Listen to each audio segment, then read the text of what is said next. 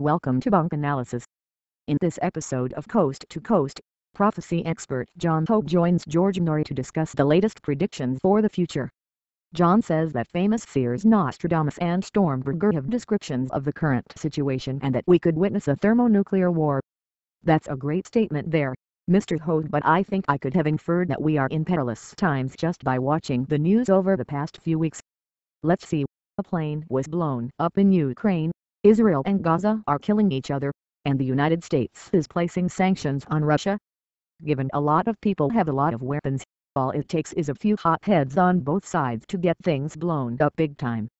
Now John Hope justifies his predictions for a possible thermonuclear war by saying that the prophet Stormberger saw World War I and World War II in the 1700s.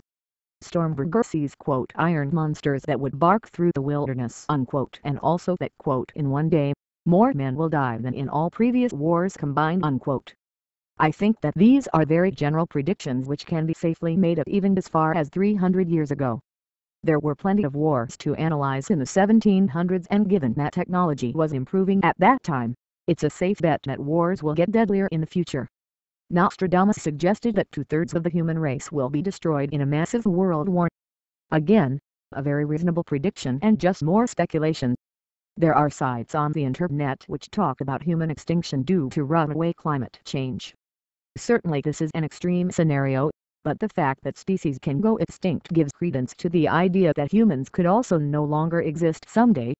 I think most reasonable people can agree that one day in the future human population is going to have to shrink to a sustainable level, known as carrying capacity in population biology.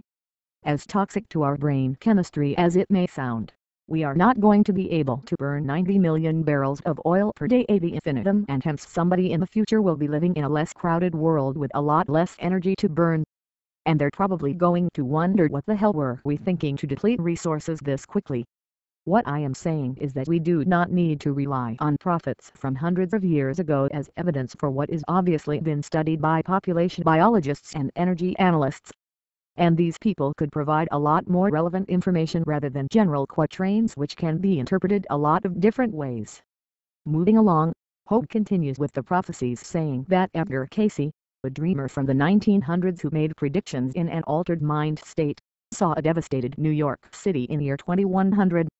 Okay, well, at least this is a very specific prediction which we can resolve to be true or false. I commend Hope for at least citing one specific prediction which we can resolve one day.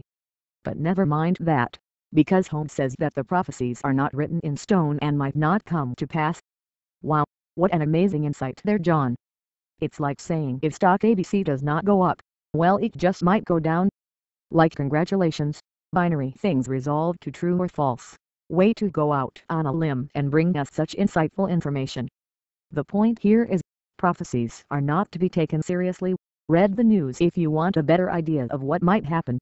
Nobody can really predict the future, and if somebody could, they would be enormously wealthy. So watch the news instead of buying John Hope's books. Thanks for listening.